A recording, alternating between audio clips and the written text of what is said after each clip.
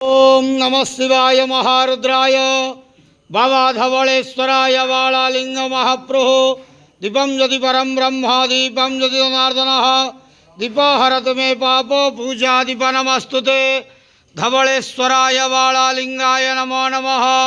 संसार सुखी रखंतु। आज धर्मर मास कार्तिक मासर शुभ गुरुवार रे समस्त श्रद्धालु भक्त मानक आशीर्वाद करंतु। मनस्कामना पूर्ण करंतु। कर्म क्षेत्र उन्नति करंतु।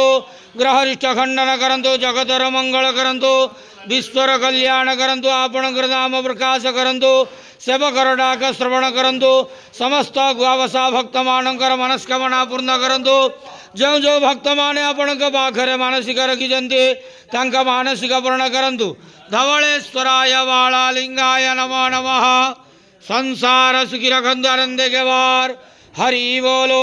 आज धर्मर मास कार्तिक मासर शुभ गुरुवार रे समस्त श्रद्धालु भक्त मानक आशीर्वाद करंतु आनंदे के वार हरि बोलो। धवलेश्वराय बालालिंगाय नमो नमः।